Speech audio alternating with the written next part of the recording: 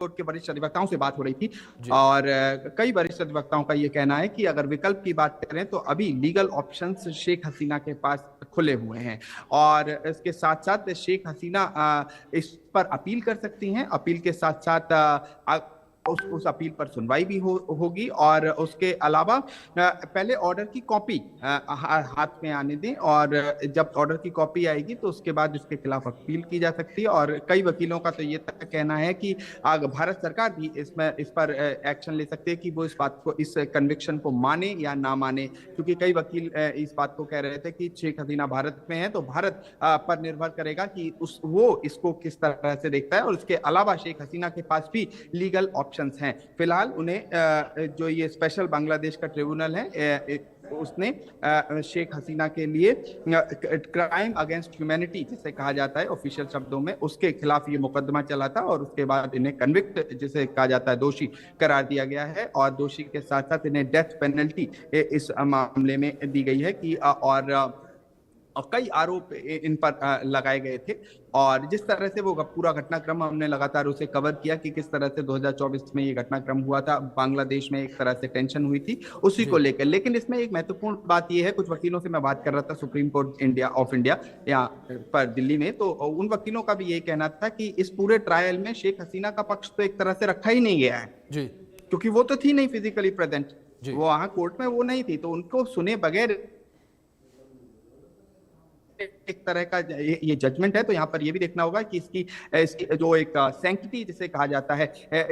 इसमें इसका वजूद कितना है। जब जो अक्यूज्ड है जिसके खिलाफ ट्रायल चल रहा है वही व्यक्ति अगर मौजूद ना हो कोर्ट में तो एक तरह से कई चीजें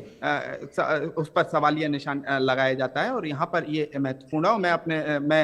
अपने प्रोड्यूसर से भी रिक्वेस्ट करूंगा कि जो मैंने बात की है सिद्धार्थ लूथरा जो कि फॉर्मर एडिशनल सॉलिसिटर जनरल रहे हैं और भारत के सुप्रीम कोर्ट के वरिष्ठ अधिवक्ता हैं, उन्होंने भी कई लीगल ऑप्शंस पे बात बताई किस तरह से शेख हसीना इस समय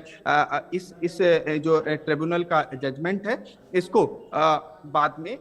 उस कोर्ट ऑफ अपील में कोर्ट जो कानून के तहत बांग्लादेश के कानून के तहत जो भी अदालतें हैं उसमें इन्हें आगे चैलेंज कर सकती हैं, उस पर सवाल उठा सकती हैं और ना चाहें तो कुछ भी ना करके एकदम शांत रह सकते हैं। क्योंकि जो ज्यूरिस्डिक्शन जिसे कहा जाता है कोर्ट का कि आप ट्रायल के लिए ज्यूरिस्डिक्शन कहाँ पर है, तो वो ज्यूरिस्डिक्शन जो होता है उसका दायरा क्या है कोर्ट का कि कहाँ एनफोर्सेबल है, कहाँ पर लागू किया जा सकता है ये जजमेंट, कहाँ नहीं किया जा सकता है, तो उस दायरे से शेख हसीना बाहर हैं एक तरह से। तो यहाँ पर ये अपने आप में महत्वपूर्ण है कि शेख हसीना के पास अपने लीगल ऑप्शंस हैं और वो उस पर अपील भी कर सकती हैं। और भी कुछ वरिष्ठ अधिवक्ताओं से मैं बात करूंगा भारतीय सुप्रीम कोर्ट के जो कानून इंटरनेशनल लॉ के जानकार हैं और कुछ लगभग जिन वरिष्ठ अधिवक्ताओं से मैंने बात की है उन्होंने कहा है कि अभी लीगल ऑप्शन शेख हसीना के पास हैं और वो उसे उन्हें चाहे तो एग्जीक्यूट कर सकती हैं, उसका इस्तेमाल भी कर सकती हैं। और इसके साथ साथ एक महत्वपूर्ण बात यह है भारत सरकार पर भी निर्भर करेगा, अगर ये ऑर्डर की कॉपी भारत सरकार को मिलती है तो भारत सरकार इस पर क्या एक्शन लेती है।